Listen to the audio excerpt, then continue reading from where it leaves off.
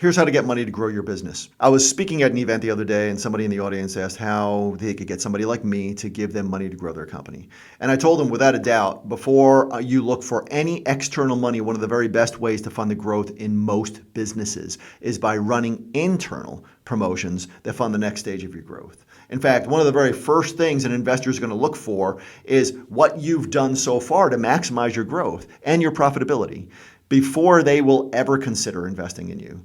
But when you are ready for outside money, you need to understand how to work with an investor, and you also need to know what kind of an investor is right for you, because there's a lot of different kinds of people who will give you money. So I'm going to give you a list of the most common investors and also what they're looking for. But again, and I know that there's some people, including the people on my board of directors, who are going to disagree with me when I say this, and that's that I prefer that you first look to internal promotions to fund the majority of your growth, meaning that when we need money to grow, whether it's to hire more talent or to grow office space or to buy a new technology or whatever it is, if your company is built right, the swiftest, fastest way to fund your growth is internally.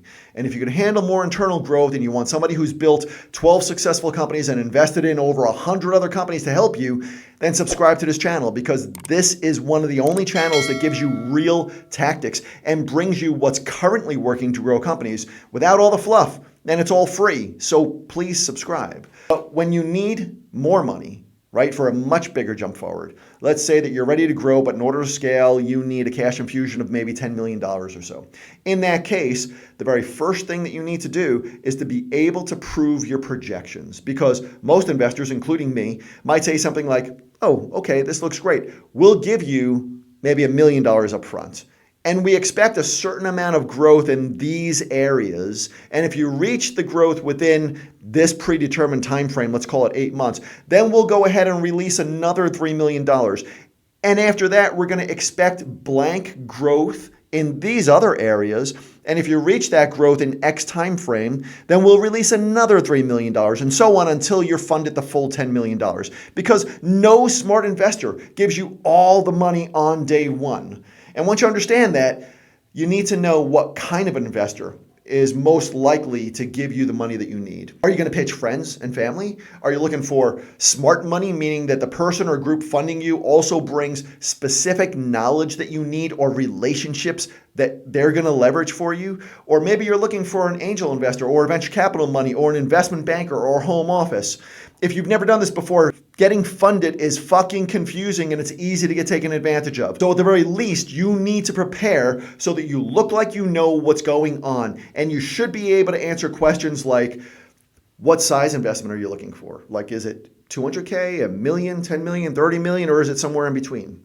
And who would be the perfect fit investor for you? Is it somebody with contacts in fulfillment, somebody with contacts in distribution, or is another business person maybe who needs a big deduction on their taxes this year? Because an investment in your company could be a big deduction in taxes on their end. Third, how much, if any, say in the business would you give them in exchange for the investment? Meaning, are you willing to give them voting rights? Are you going to give them a board position? Are you going to make them an advisor? Or maybe they're going to be a partner with full voting rights. Fourth, how much are you planning to give them in return for their investment? Is it just their investment plus a little bit of interest? Are you going to give them a piece of the profits? Or maybe you're going to give them equity in the sale if you sell. Fifth, what exactly are you going to be using the money for? Are you going to be hiring a new C-suite? Are you going to be buying a building? Are you going to be scaling a proven marketing campaign? List it all out so that not only you could see, but also they can see what you're going to be using the money for. You've got to be crystal clear on this. And at the very least, you need to know that kind of stuff that we just talked about, and then have a clear, simple slide deck telling the investor a handful of things like what you're building, what success the company has had so far that set it up to have big growth if you get funded. And also what success you've personally had in the past that makes you able to handle that new growth. Because if the investor is anything like me, they're investing in the person running the company far more than they're investing in the company itself. Hell, I could go out there and build my own company and make far more money, but it's tough to find a founder with a big vision and a great track record to invest in. Next, your deck also needs to show exactly how much you plan to grow this year and next year and next year and next year for the next 5 or 10 years. And like I said earlier, put a slide together that shows exactly what you're going to be using the money for along the way. And you also need a slide that shows who your competitors are and how you're going to take their market share and not get squashed by them. And also make a slide that shows the obstacles that you're going to encounter and how you're going to deal with each one of the obstacles, and what relationships you already have that you're going to leverage and what relationships you need in order to reach your targets. And by the way, I've had people approach me with far less than this, asking for funding, but I've also had people approach me with far, far, far more than that. And the very best way to keep the attention of anybody that you're pitching is to keep it short and powerful and backed with substantiation so that they know you've done your research.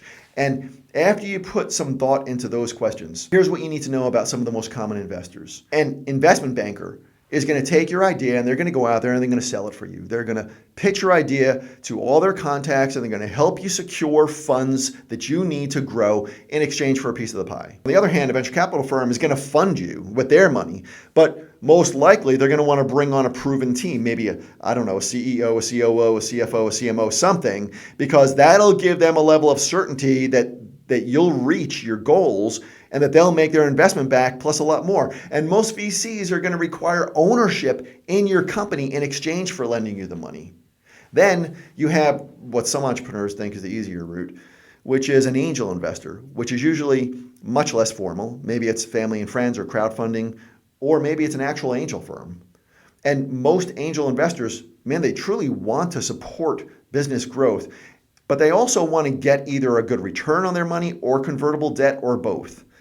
Another investor might be an equity partner, and they usually cut you a check to be a partner in your business. Now, the value here is that if you choose your partner right, they'll come to you with a lot of very specific knowledge to help you grow and contacts, and they'll be highly motivated to make sure that you grow because they're also a business partner of yours. Now, there's more kinds of investors, but those are the most common. And here's a very smart rule of thumb for any of them. If they're just investing money, then they should have no active interest in the company other than making their money back plus some interest. But if they bring smart money to the table or relationships that you could leverage, then you could bet that they're going to ask for equity or a piece of the growth in your company. And that could be a piece of the growth from the day they invest forward. It does not need to include all the value that you've built up prior to their investment.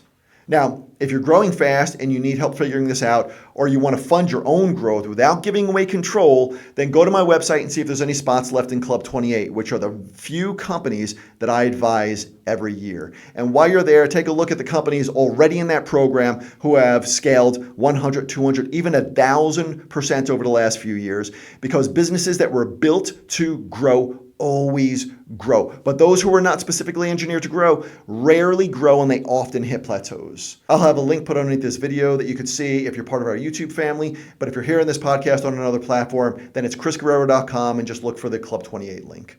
And before you go, please subscribe to this channel so that you're first to get access to all videos like this.